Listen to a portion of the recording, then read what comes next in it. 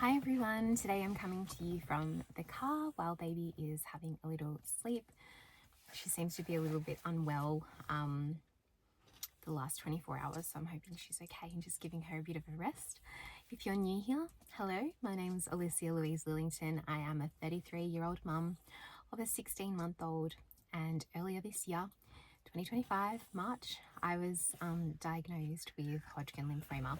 I've been sharing my journey here on YouTube and a little bit on Instagram and wherever else in my journals. And I found it really cathartic to share my story.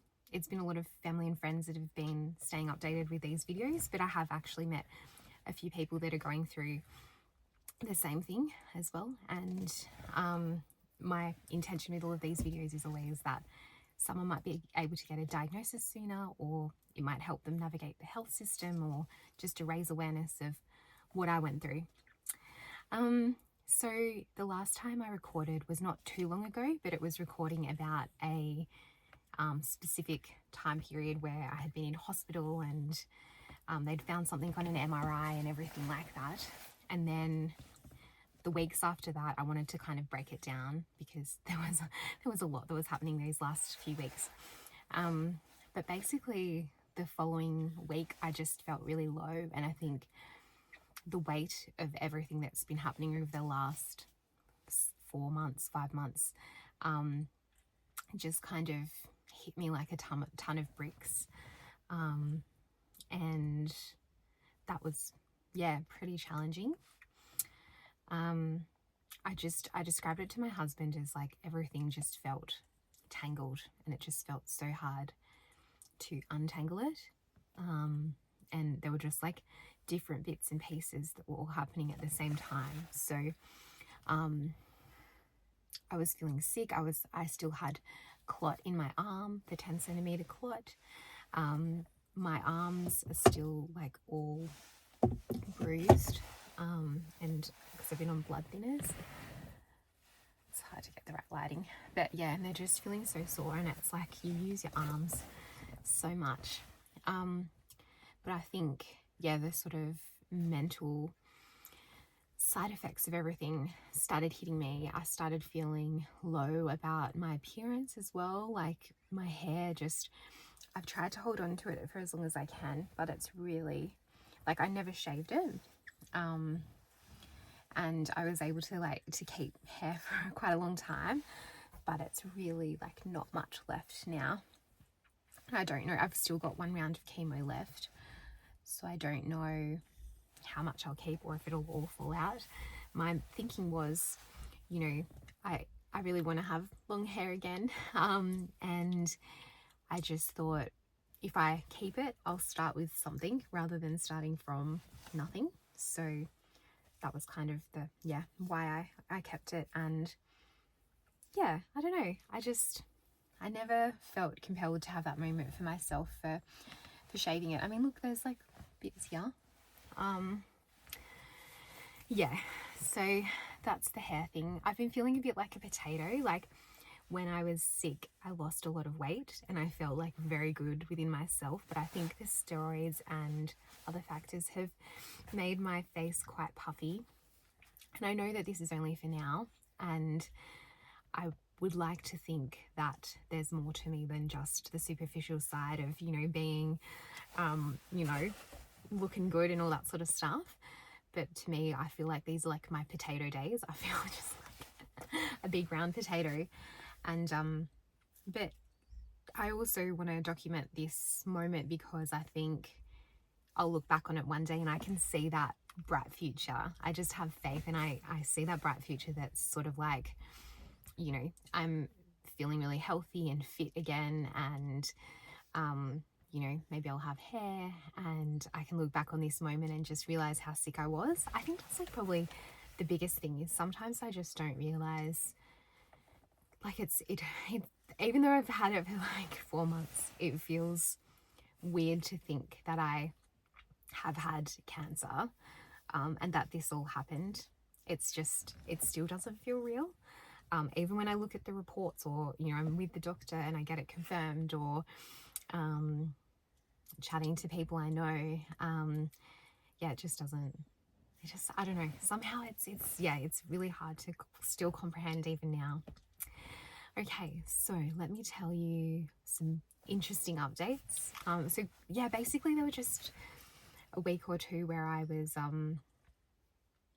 just feeling low, and I just, to be honest, stayed at home mostly. I think that made things worse because I wasn't getting out, but I was scared to get sick and be in crowded places, so I didn't want to go out, and it was really cold, and rainy, so it was really hard to go walking. I had my 7th round of chemo, and that was pretty straightforward. Unfortunately, our family that usually help us with bub were all sick, so they couldn't help on the day that I went to chemo, and so my husband ended up having to look after bub. So I did go to the hospital and went to chemo by myself on that day, but that was okay. I don't mind going by myself. I had a really good nurse, and she was consistent, and she was lovely, and she listened to everything, and I was like journaling a lot while I was there, and I'm trying to turn my journals into something, maybe a book, we'll see. But I think there's a lot of insights I could share and help people, so that's what's important to me in life. So 7th chemo went well, and I had an ophthalmology appointment right before I went to chemo, but it ended up like it was really busy there at the hospital and in the ophthalmology department, and it was going to cut into my chemo time, so I had to end up going back. Ophthalmology wanted to look at my eyes because of the cyst and because I had been reporting that I had headaches in the past. I went back this week just gone, and it looks like everything was okay in terms of my eyes. They did a bunch of tests and got me to look at these flashing lights and everything, and overall the ophthalmologist just said it looks like my eyes are quite dry, so you use eye drops 4 times a day, and that's about all he wants me to do, and we'll have a follow-up and see how we go from there.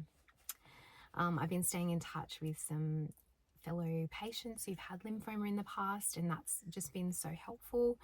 One of the girls had her PET scan in the last couple of weeks, and she is now in remission, so that gives me a lot of hope, and that's really exciting. What else can I tell you? I think I just felt really stuck, and I felt really low and in a rut, but slowly the last couple of days actually have probably been the days that I started to get out of that rut. Even things like cleaning, I just couldn't do my normal things. I just felt stuck, and I just felt low, and I felt a mental block. And yeah, that was really hard. I finished up the contract that I was engaged in, which was at a federal government department yesterday. And it's such a weird feeling, but I feel kind of like emotional about that time because I got the job 12 months, or I got the job like 15 months ago, but they waited 3 months for me to start because when I got the job, my daughter was only 10 weeks old, and I wanted to have a job to go back from after maternity leave. I had 5 months maternity leave, and they waited for me, and they were lovely, and it was someone I had worked with before at another department, who also had a child, and they were really supportive when I went back when my daughter was 5 months old, because I was navigating things like breastfeeding at work, having to work flexibly, navigating childcare, and just Bub needing me because she was so young. I remember, some people have differing opinions on, oh gosh, you went back to work when your daughter was only 5 months old, but that just felt right to me. And because work was so flexible, I was able to do that. And it all worked out. It all just felt right to me. And that job, I was able to, because I think when you go on maternity leave and you come back, you do sort of have a new perspective, and you're like, oh, like, you know, how am I going to fit in with work now, and what's important to me? And I think, you know, before I had a child and I was working, you know, you could do things like go out after work or do things with colleagues and whatnot. But now I just found myself after the workday, I just wanted to be with Bub. I just wanted to finish and, you know, be at home and spend time with her, or go for a walk with her, or play with her. And it's just a different feeling when you're at work. I felt like a lot more motivated to get things done as well, because I knew, you know, once I get this done, I'll be able to spend time with my daughter. And so then I did start feeling sick sort of 3 months into the contract. So that was September 2024 or so. And I remember we went for a trip to Fiji, and that's kind of, when I started noticing the symptoms of fatigue and everything. And I would chat to my colleagues over the next 6 months, and some of them were actually the ones that helped me, you know, write down a list of symptoms that I'd had, and take it seriously with the GP, because they knew how many times I'd gone back to the doctor. Over that time I was saying, I'm going to the doctor, I'm just following up, I've got, you know, I've got headaches, or I'm not feeling well within myself. And they'd be like, oh, you know, just keep going, get to the bottom of it. So it's interesting that, or I guess I'm grateful that I could talk to those colleagues who encouraged me to get my diagnosis. And I'm really, really grateful to them. So thank you. And I feel emotional as well, because I really loved that job. And there's a bit of an awkward situation, because actually when I called up the key person supervisor to let them know that I had cancer, they said, I was like, oh, you know, but I'm going to be better and I'm going to come back. And I thought that my contract was 12 months with 2 12-month extensions until 2028. That's why I started that engagement. And I sort of had, you know, I had all these plans of I'm going to stay there, and, you know, even plan for another child, and that all went out the window.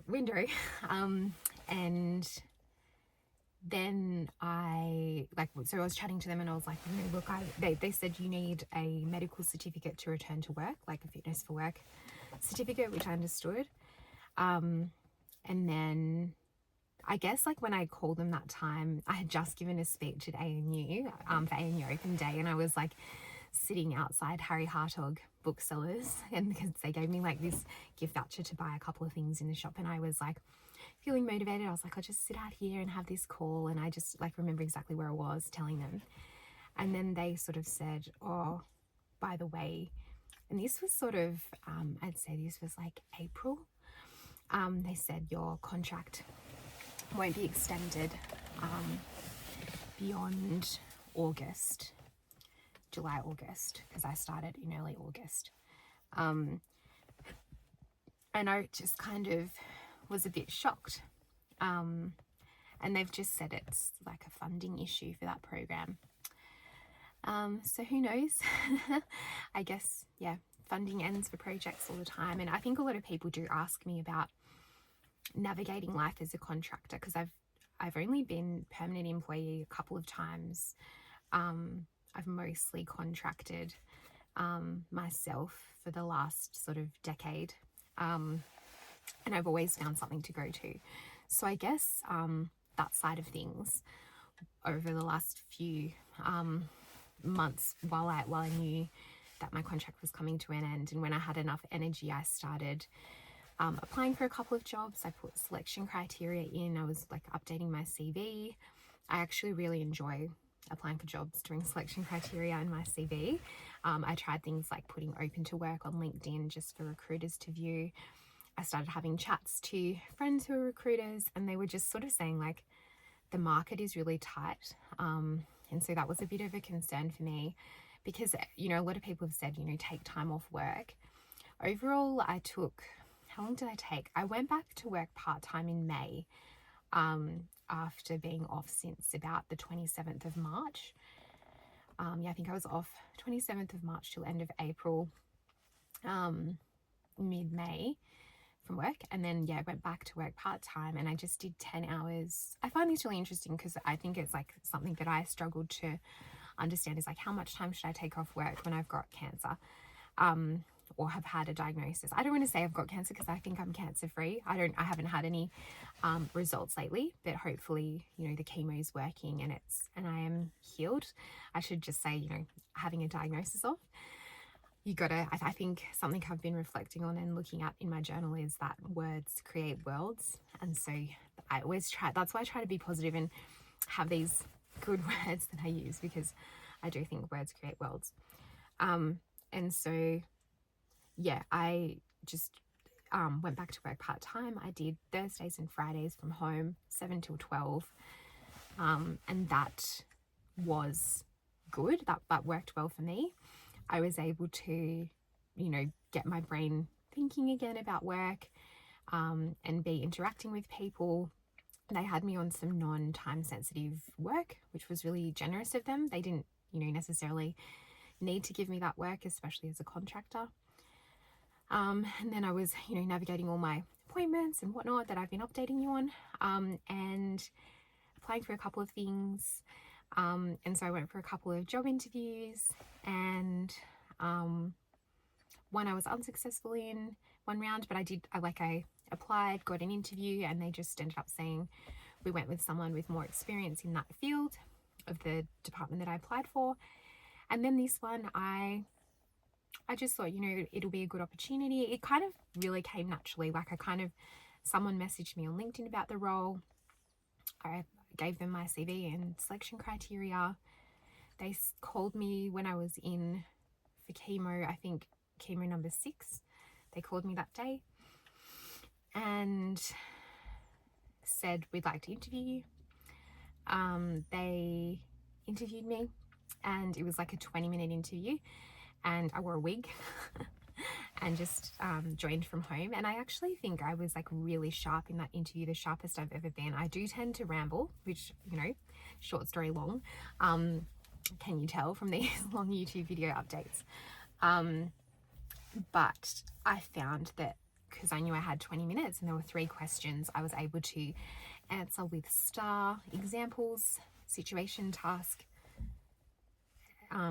What is it? Situation, task, what's the A? Can't remember.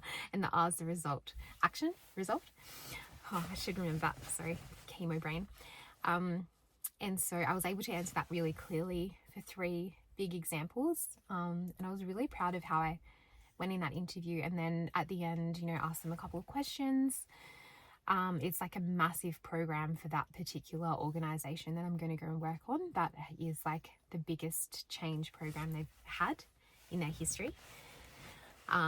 It's a multi-million-dollar funded program. I'm really excited to work on it.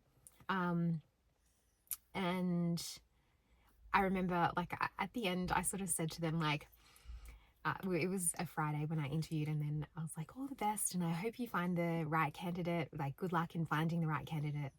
I don't know, right? Like, that isn't that like kind of a weird thing to say, but it's interesting.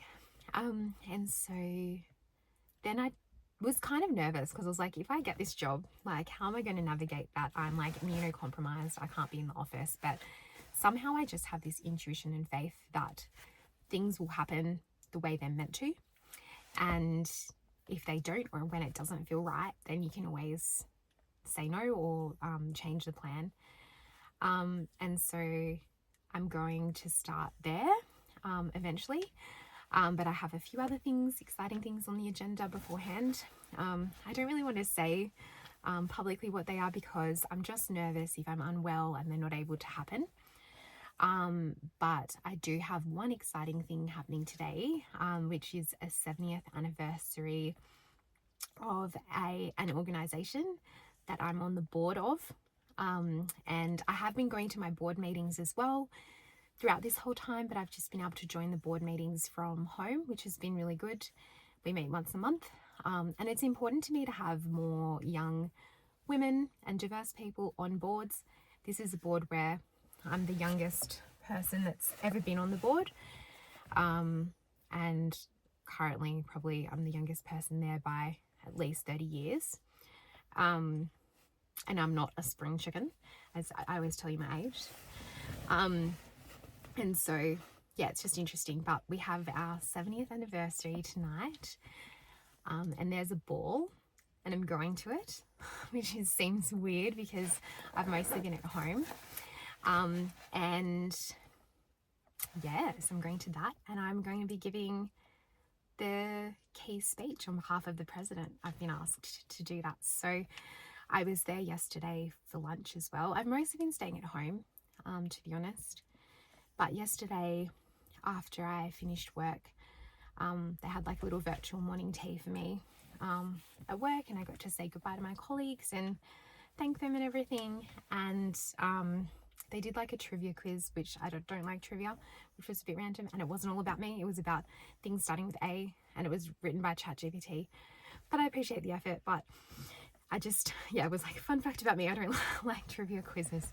No, but I do appreciate it. I appreciate all my colleagues there. It was a really good team, and that's what makes it sad to leave. It's sad to leave when you're like just on such good terms and you really like everybody, you have really good vibes. And you just, I don't know, maybe it feels a little bit like a breakup, but I'm sure that I'm overthinking it and caring too much. I always get so emotionally invested in my work and just really care about the people. But I guess, that's a good thing about me, right? And so yesterday I returned my laptop and pass to the person who was my acting supervisor. I could have returned it to someone else next week because they were on leave, but I was just like, I need to get this laptop and pass out of my house so I can have closure and move on. Do you feel that way sometimes when you just need to like let go of something? So yes, I returned that. And then at lunchtime, I joined a forum for mums, like people who are postpartum. And most of them, I think they were like 12 to 24 months postpartum who'd been diagnosed with cancer. And it's a organization or research group called So Brave. And I hadn't heard of it before. And most of the patients on the call, it went from 12 till 1:30. Most of the other patients on the call had breast cancer, but it was so interesting to hear as a new mum, like find out other people who had a diagnosis or found out they had cancer while they were pregnant or postpartum, and the added complexities of that. I just felt like I found a group that I haven't found so far, because a lot of people at the hospital, they're not in the same demographic as me, and they don't have a baby, and there's so many added logistics when you are a mum who has a diagnosis of cancer, like childcare, or what if you've got fatigue, and mum guilt, all of these things. And so it was just good to join that group. So Brave, have a look at it, sobrave.org.au, if you want to find out more about being a mum with cancer. And they said that they consider the postpartum period to even be 10 years after you've given birth. They said, they find that patients don't necessarily identify as that themselves, but and that I found out about them through Mummy's Wish, which is one of the charities that has been very generous with me in paying for a clean, that I was really grateful for. So I went to that, and then I went to the organization that I'm on the board of and had lunch there. It was a beautiful lunch. I was just like reading a book of their history for the last, that one goes from like 1954 till 2000, and it talks about some of the histories of what went on there. And so that was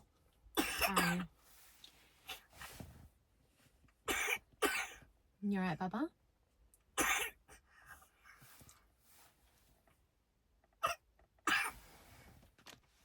And so that helped inform my speech. I have to finish writing my speech, even though the event is today. It's going to be my first speech back since getting my voice back and since having my diagnosis. And I'm looking forward to it. And we'll see how we go. I've mostly been going to bed at 7:30 every night though, and this ball starts at 6. So we'll see how we go with that. And then after that, I had my counselling appointment with Angela, My phone ran out of battery. My phone's constantly been running out of battery these days, even though I've been at home a lot. So I need to figure that out. And I ended up randomly, like I had my laptop with me so I could join my counselling appointment. It's like a telehealth one. I just like randomly pulled over in the Hyatt car park and like joined the Hyatt's Wi-Fi. I've been there for many conferences and things before, so shout out to the Hyatt Canberra. That was like my workaround to join my counselling appointment on the way back, because I was like running late, didn't have reception.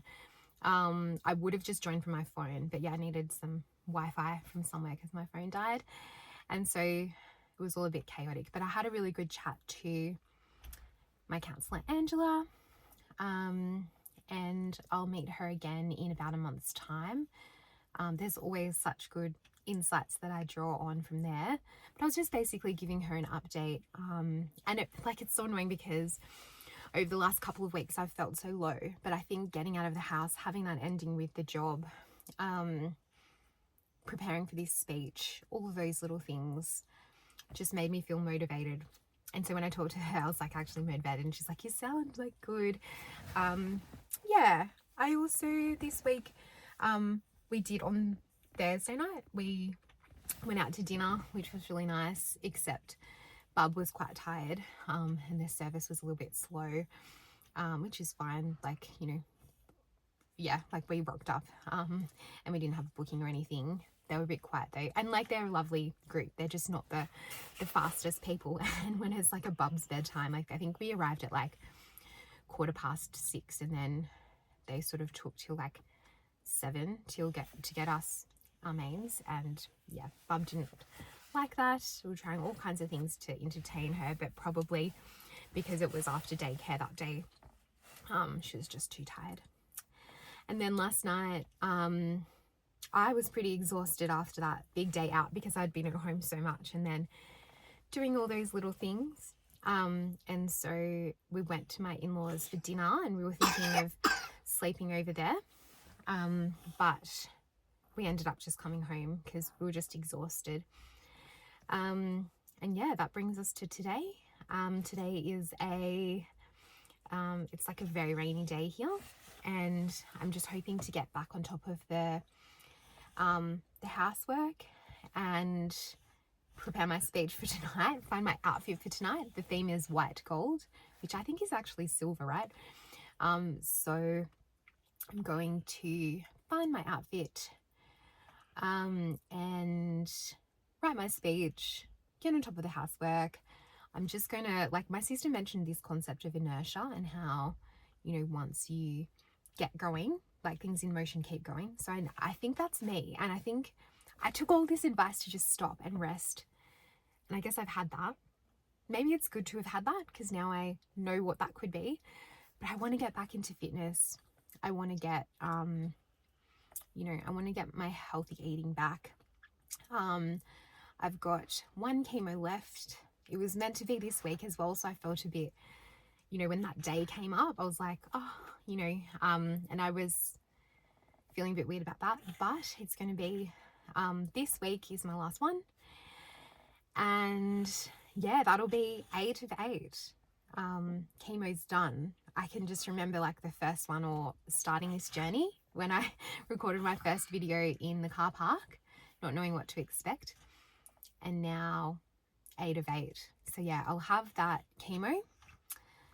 And then there's a few exciting things planned after that. I have booked time in with my hairdresser to do a braid and a bit of a shampoo, but like this is what they're working with. I think even, you know, if you can just get a head massage, like it's really nice on the scalp when you have a bald head. So yeah, but I'm just so excited to finish chemo. I also don't want to jinx it though. I'm also like, oh, is it going to be the last one? I don't know. So yeah, that is the latest. And tomorrow I have some exciting things planned. I've got some friends coming over for brunch. I'm going to go see a high school production of Legally Blonde, the musical. And in the evening, going over to one of my lovely friend Emma's friend Emma, my friend Emma's house. So I'm really looking forward to that. She's been one of the key supporters throughout this journey. So yes, that's everything, guys. Onwards and upwards. It's been a really low time, and that, like, I have to be realistic about this journey. I also posted like a little reel on Instagram of what it's like in hospital, but I think I find it hard to balance the hard days and the hard times and the low times. And I'd say like now I'm slowly climbing out of the low, but it has been the lowest time the last little while. Also from some of the cancer support groups I've been in, they say that this, like, it can take 6 to 12 months to recover from fatigue after chemo, and to feel like yourself again. And I don't know if I'll ever feel like the same person again after this. Like, how can you feel the same after something like such a big life moment as this? And I think that's just, like, you know, I think of the Taylor Swift song. It's like, the old Taylor can't come to the phone right now. Why? Because she's dead. Like, the old Alicia is no longer, that's no longer me. I'm changed, but I show up in situations and the people around you like haven't changed, like, and they don't know who you are now. And so it's kind of like grieving the old version of yourself, figuring out who the new version is. But also, I guess it's like Michelle Obama's book, Becoming. Like, maybe I am becoming the next version of myself. Also, shout out to my cousin Emily, because we had this really good chat that went for like an hour and a half, and I feel like we solved all the world's problems. I chatted to her the week before, and she was like giving me advice about going back to work and stuff. And then I called her the next time because I was just feeling low, and I actually just didn't feel like chatting to anyone. And then I just called her and I said, look, I don't need any advice. I just need you to listen. I think, sorry, I'm digressing and going off on tangents again, but like, there are also moments that I like, or like days where no one reached out and I was really in a low, and I felt like I had to find my own inner strength in those days. Because before, like, I was so lucky, like people would just message on the right day when I needed it, but this has been the hardest time. And I think keep that in mind, or like I should keep that in mind as well if I'm supporting someone. Like, it's way down the track, but this is when I've needed people the most. It's also been hard, like when people cancel plans, or you try to organize something and like you think it's locked in and they're like, oh, sorry, I can't make it. And you're like, that was like, I don't have much going on in my life, and that was like so important to me to see you on that day.